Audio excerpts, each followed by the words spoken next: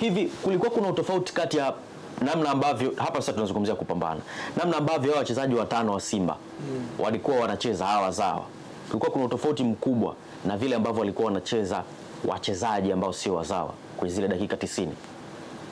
Kulikuwa kuna tofauti. Sababu nimeona sehemu tukisema wachezaji wazawa wanapambana kwa kiasi kikubwa kuliko wachezaji wa nje. Sasa nikaleta hapa hii mada mezani, tuanze naye. Katika selection ya kikosi cha mwalimu, watano walikuwa ni wazawa. Kulikuwa kuna utofauti wa upambanaji uwanjani, kwamba wanaonekana kuwa na kiu kubwa ya kupambania Simba pamoja na kutopambania taifa kwa ujumla, tofauti na wachezaji ambao sio wazawa. Wachezaji wazawa wamecheza vizuri katika nafasi zao ambazo wanazitumikia uwanjani, kwa maana ya beki mmoja wakati Hamza, mabeki wawili wa pembeni kushoto na kulia Mohamed Hussein na Shomari, kiungo mmoja mzuiaji pamoja na winga mmoja ambaye ni Kibu Denis Prosper.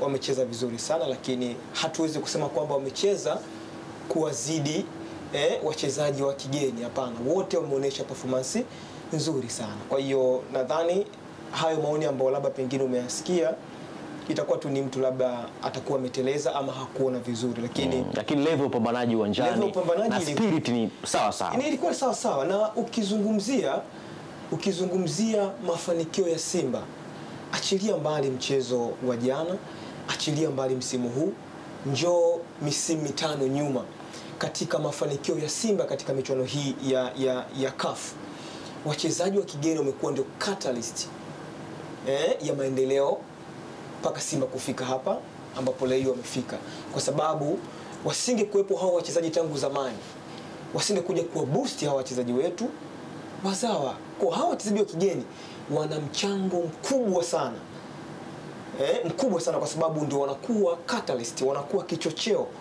wanakuja kuwa boost kwamba inabidi uamke.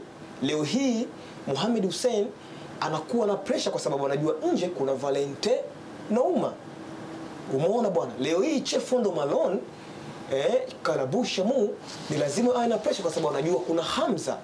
Deborah Fernandez Mavambo kapotezwa. Umeona, kwa ni kwa sababu hawa wachezaji wa kigeni ndio wanakuja kuwa boost na kuwafanya wachezaji wetu sasa hawa wazawa wawe na performance nzuri sana. Kwa hiyo kwa level ya upambanaji ilikuwa iko sawa kabisa, ila utofauti unapokuja ni kwamba kuna baadhi ya mchezo fulani mchezaji fulani anaweza kuperform vizuri kuliko mchezaji fulani. Sawa sawa.